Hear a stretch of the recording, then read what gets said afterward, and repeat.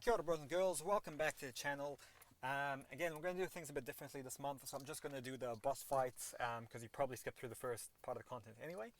Now I've had a few questions about this Spider-Gwen. She's got regen and arc overload, and she regens a lot, really. I didn't have any troubles with her the first time round. I kind of out DPS her with Corvus Glaive, but a lot of people don't have that option and have run into trouble with her. So what I've done is I've kind of come in with Void here, and I found that he's a really good counter. Obviously, if you have Void and you have him duped, because you can stack and reverse that regen, and then just let her regenerate, and she'll end up killing herself. A little bit like the Red Hulk strategy a little while ago.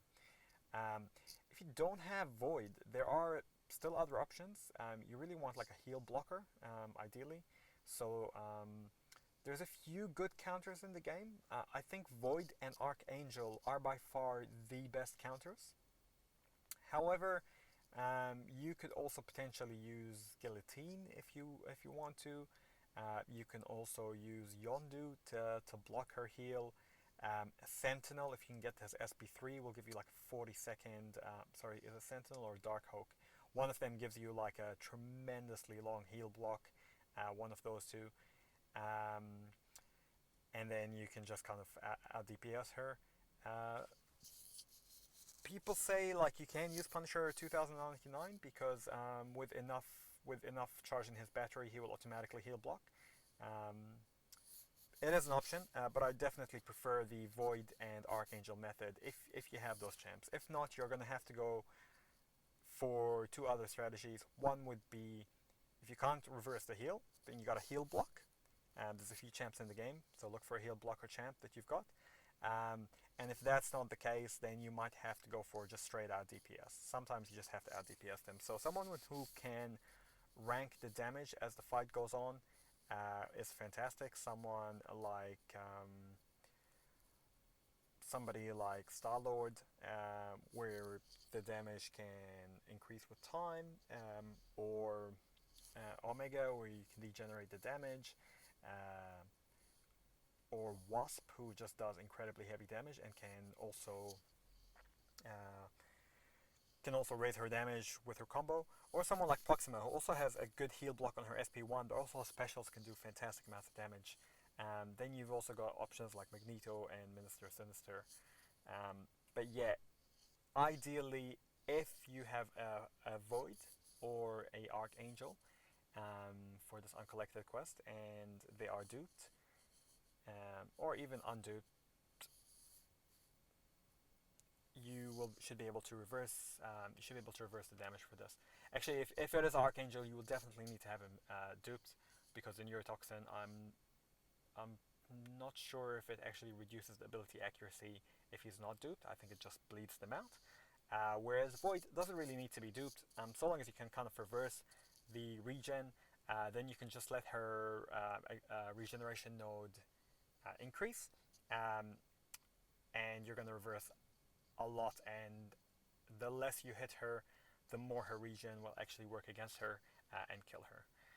So I have a pretty good run here with Void. It's not quite the one shot that I got on the first one, but then I come in here with, I think, Corvus and finish it off because I didn't have Archangel in this run. So obviously out DPSing is an option if you have the champs, but I understand not everybody has 5-star rank 4 champs or higher, and even the ones that do, you may not necessarily have enough to out DPS her. A lot of champs can out DPS her, but of course not everyone. So those would be my go-to guys. Those would be my options. I'm gonna leave one more run here. So we've had Void, we've had Archangel, and this is one where I start off with Archangel. And bear in mind, this guy's he's a 4-star rank 4, so he's not that high rank, but he'll still get the job done. Now I don't start this fight off actually very well, but it ends up being not a terrible fight. I start off really shaky, miss the SP1, get hit quite a bit, but now I'm getting a little bit of bleeds on. I get my first poison and I can get a couple of neurotoxins away. And from here on, I'm starting to work on it, on bleeding her. I'm starting to work on shutting down that regen, and just being really careful. I'm trying to push her to her SP2 as well because it's easier to evade a little bit than the SP1. And I'm keeping an eye on that neurotoxin charge because as soon as that expires, I get a free stun and I can get a heavy in or I can get an SP in. So she throws her SP2. She's about to get stunned. I can get in there without having to worry about too much. Throw the special. Try to evade that one. Don't quite do it. If I do evade that, then your toxin comes off the stun, and I can get in there and finish her. But I get her to 14%, and that's all right. That's a whole lot of damage.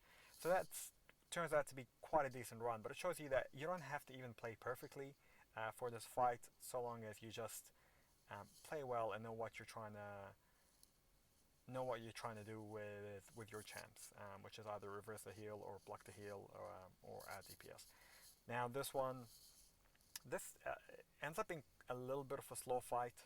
I'm not getting the petrify buff straight away. She's regenning a fair bit.